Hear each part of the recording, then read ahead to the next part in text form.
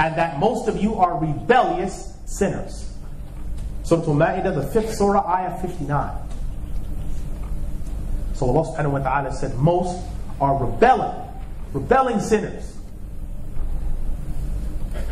Next question that comes to our mind though. Is the Prophet Ibrahim alayhi salam the father of the Abrahamic faith? Are the Jews and Christians and Muslims brothers in faith in an Abrahamic religious trialogue? Are we all just on the same page and worshiping the same God just under different names with a slight different understanding? Is it just a matter of you say potato, I say potato, you say water, I say water? Is it a matter of that? Well, we should go to Allah subhanahu wa ta'ala's revelation and find out for sure what that is. Allah subhanahu wa ta'ala says about our father in faith, Ibrahim. He says, مَا كَانَ إِبْرَاهِيمُ يَهُودِيًّا وَلَا نَصْرَانِيًّا وَلَكِنْ كَانَ حَنِيفًا مُسْلِمًا وَمَا كَانَ مِنَ الْمُشْرِكِينَ. People of the book, why? Allah subhanahu wa ta'ala says Ibrahim was neither a Jew nor a Christian, but he was a faithful Muslim, and he was not an idol worshiper. Surah Ali Imran, the 3rd surah, ayah 67. Allah subhanahu wa ta'ala says further to the Jews and Christians, He says, يَا أَهْلَ الْكِتَابِ لِمَا تُحَاجُّونَ فِي إِبْرَاهِيمَ وَمَا أُنزِلَتِ التَّوْرَاةُ وَالْإِنْجِيلُ إِلَّا مِنْ بَعْدِهِ أَفَلَا تَعْقِلُونَ. People of the book, why do you dispute about Ibrahim while the Torah and the Injil were not revealed until after him? Do you have any sense? Surah Ali Imran, the 3rd surah, ayah 65. So apparently, someone should tell those Muslims who were involved in watering down the faith with Jews and Christians and saying that we're Abrahamic brothers in faith, someone should tell them that Allah subhanahu wa ta'ala hasn't mentioned anything for us to take in that from the Qur'an. And that we need to get back on track with preaching to these lost souls.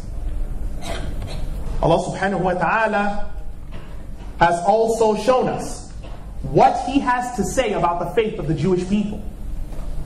Because many are confused and say, well, why can't we proclaim the same faith of the Jews? They already believe in one God. What is the need of bringing them to faith? They already believe in one God. Do they? They already believe in the prophets. Do they?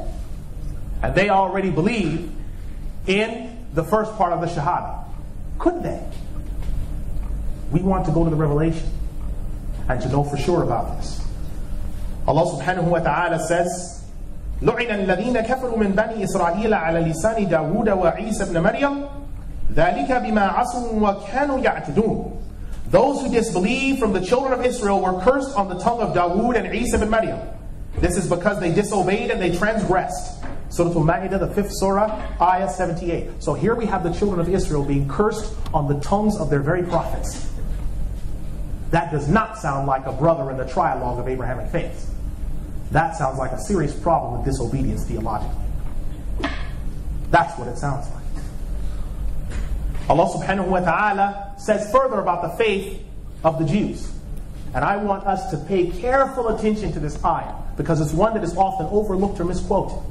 Allah subhanahu wa ta'ala says, قَاتِلُوا الَّذِينَ لَا يُؤْمِنُونَ بِاللَّهِ وَلَا بِيَوْمِ الْآخِرِ وَلَا يُحَرَّمُونَ مَا حَرَّمَ اللَّهُ وَرَسُولُهُ وَلَا يَدِينُونَ دِينَ الْحَقِّ. Allah subhanahu wa ta'ala says, fight those from the people of the book who do not believe in Allah, nor the last day, nor declare haram that which has been declared haram by Allah and His Messenger, and they do not judge by the religion of truth. Surah At-Tawbah, the 9th surah, ayah 29. Now there are some 4 points that we need to take into mind. First of all, Allah subhanahu wa ta'ala, leaving out the military aspects of it, Allah subhanahu wa ta'ala refers to the people of the book, specifically the Jews, as those people who do not believe in Allah. He says they do not believe in Allah, nor the last day. Nor do they declare haram that which has been declared by haram by Allah and His Messenger. And number 4, they don't judge by the religion of truth. I think we're all familiar with the religion of truth. And it definitely isn't Judaism. Now this has nothing to do with the Jews as a people. That is a completely irrelevant issue. We are talking about the Jews as in regards to their belief, their theology, their creed. This is what we're interested in, the crux of the matter. The issues regarding Israel and all the other things are something that can be argued on and generate great heat and very little light on another occasion. But here we're interested specifically in revelation regarding the situation. Now we want to know, what does Allah subhanahu wa ta'ala say about the faith of the Christians? What does Allah subhanahu wa ta'ala say about the faith of the Christians? Are they believers in the Abrahamic faith? Are they our brothers in faith? In which, some cases I've met Muslim brothers who refuse to refer to them as kuffar because they said, you don't know about them. Don't say that. What has Allah subhanahu wa ta'ala said? He has said, لَقَدْ كَفَرَ الَّذِينَ قَالُوا إِنَّ اللَّهَ هُوَ الْمَسِيحُ ابْنُ مَرْيَمَ وَقَالَ الْمَسِيحُ يَا بَنِي إِسْرَائِيلَ اعْبُدُوا اللَّهَ رَبِّي وَرَبَّكُمْ إِنَّهُ مَنْ يُشْرِكَ بِاللَّهِ فَقَدْ حَرَّمَ اللَّهُ عَلَيْهِ الْجَنَّةَ وَمَأْوَاهُ النَّارُ مَا لِلظَّالِمِينَ مِنْ أَنصَارٍ. Allah subhanahu wa ta'ala says, those who say Allah is the Messiah, son of Mary, have disbelieved. And the Messiah said, O children of Israel, worship Allah as my Lord and your Lord. Indeed, whoever associates, partners with Allah, then Allah has made the paradise impermissible for him, and their home is the fire. And for the oppressors will be no help. Surah Al-Ma'idah, the 5th surah, ayah 72. So Allah subhanahu wa ta'ala has again stated something for us, that if you're associating partners, the home is the fire. The home is the fire. Now we shouldn't sit back smug in our faith, pleased. Alhamdulillah, I'm a Muslim, I'm headed for the paradise, don't know about anyone else. It's not a time to be smug. It's a time to look at the world around us and realize. Let me say this for a moment. Muslims in this age of now have become consistent complainers. Consistent. They've learned this skill in an amazing way from the culture of litigation in the United States. No one can sue faster, take anyone to court faster, undo or have someone arrested faster than the United States. And we've learned from them. If they can do it, we can do it. What's good for the goose is good for the gander. Which is interesting because the goose, both the goose and the gander, although halal birds, are both dirty. So who do we take our example? And another issue that's importantly related though, Muslims have continued to complain about the situation happening. Fire raining down on them from the sky. Devastation from all ends. Being taken prisoner. Prisoner and soldier abuses. But actually, these people are the unpaid dues. Unpaid dues of not preaching the faith caught up with us. When Genghis Khan and the Mongols sacked Baghdad in 1258 AD, Genghis Khan sat on the minbar of the central masjid and stated, I am the punishment of your God, for you left off the foundations of your religion. Should we think any different of our modern day Mongols? Should we think any different of those who are punishing us and we haven't bothered to preach or present to them the faith that can save them? How can we complain? This is our doing. So what we need to do is look at who we're dealing with and understand they need salvation. Allah subhanahu wa ta'ala has said something as well when He said, لَقَدْ كَفَرَ الَّذِينَ قَالُوا إِنَّ اللَّهَ ثَالِثُ ثَلَاثَةٍ وَمَا مِنْ إِلَهٍ إِلَّا إِلَهٌ وَاحِدٌ وَإِن لَّمْ يَنْتَهُوا عَمَّا يَقُولُونَ لِيَمَسَّنَّ الَّذِينَ كَفَرُوا مِنْهُمْ عَذَابٌ أَلِيمٌ. Indeed, those who say Allah is of three have disbelieved. There is no God but a unique and one God. And if you will not abstain from what you say, a terrible punishment will overtake the unbelievers from amongst them. This is Surah Al-Ma'idah, the 5th surah, ayah 73. So here Allah subhanahu wa ta'ala tells us again that they've disbelieved by saying Allah is of three. And if they don't abstain from that, they'll be punished forever.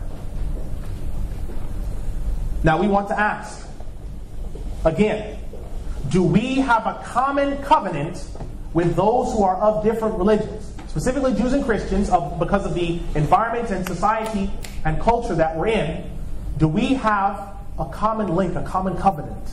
Do we have the same covenant in common? Are we all keeping the same covenant? What are we doing? Allah subhanahu wa ta'ala, He has told us about the covenant of the Jews and the Christians, and I want us to take good stock of this because it is something that can catch up with us if we're not careful. He says, فَبِمَا نَقْضِهِمْ مِيثَاقَهُمْ لَعَنَّاهُمْ وَجَعَلْنَا قُلُوبَهُمْ قَاسِيَةً يحرفون الكلمة من مواضعه ونسوا حظا مما ذكروا به ولا تزال تطلع على خائنة منهم إلا قليلا منهم فاعف عنهم واصفح إن الله يحب المحسنين. Allah subhanahu wa ta'ala, He says, but due to their violating the covenant, we cursed them and made their hearts to grow hard. They corrupt words from their proper places and forgot a good part of what was sent to them. Nor will you find them treacherous and deceitful except a few of them, but forgive them and overlook them. For indeed Allah does love those who are faithful. Allah subhanahu wa ta'ala has told us about the Christians as well. He has said, وَمِنَ الَّذِينَ قَالُوا إِنَّ النَّصَارَ أَخَذْنَا مِيثَاقَهُمْ فَنَسُوا حِظًّا مِمَّا ذُكِّرُوا بِهِ فَأَغْرَيْنَا بَيْنَهُمُ الْعَدَاوَةَ وَالْبَغْضَاءَ إِلَّا يَوْمَ الْقِيَامَةِ وَسَوْفَ يُنَبِّئُهُمُ اللَّهُ بِمَا كَانُوا يَصْنَعُونَ.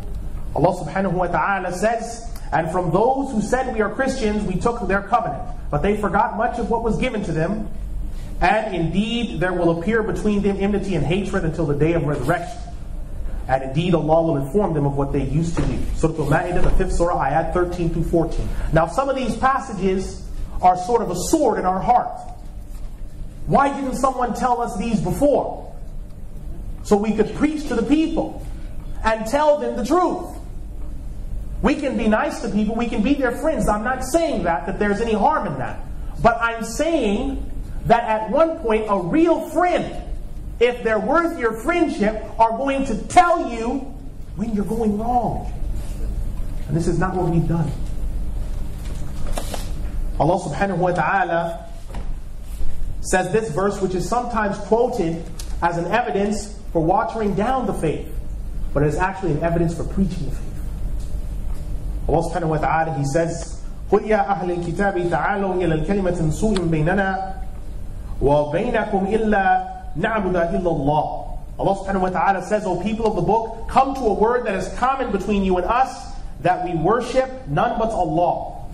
وَلَا نُشْرِكَ بِهِ شَيْئًا وَلَا, and that we do not worship anyone but Allah. And that وَلَا يَتَّخِذَ بَعْدُنَا بَعْدًا أَرْبَابًا مِنْ دُونِ اللَّهِ, and that we do not associate any partners with Him, and that none of us will take lords besides Allah. And then it says this. So we've come to the common word. Jews, Christians, and Muslims were there. Let's come to the common word.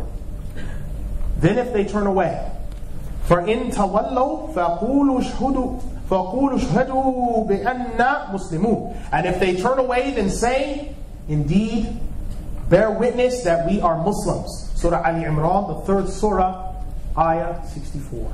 So we are to bear witness that they are Muslims. We are Muslims.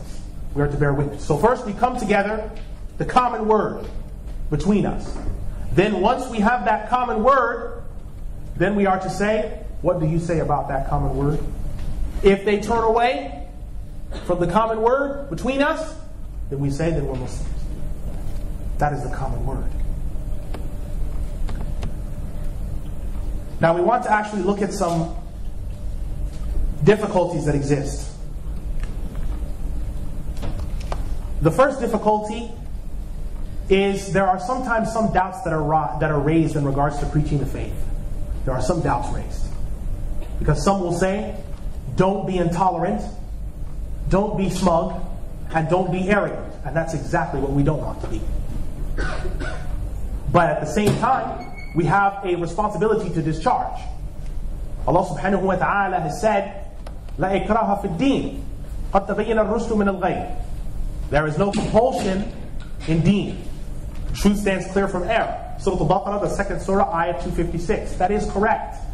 But that doesn't mean that there's no compulsion in religion, therefore tell no one anything, and therefore have nothing at all whatsoever.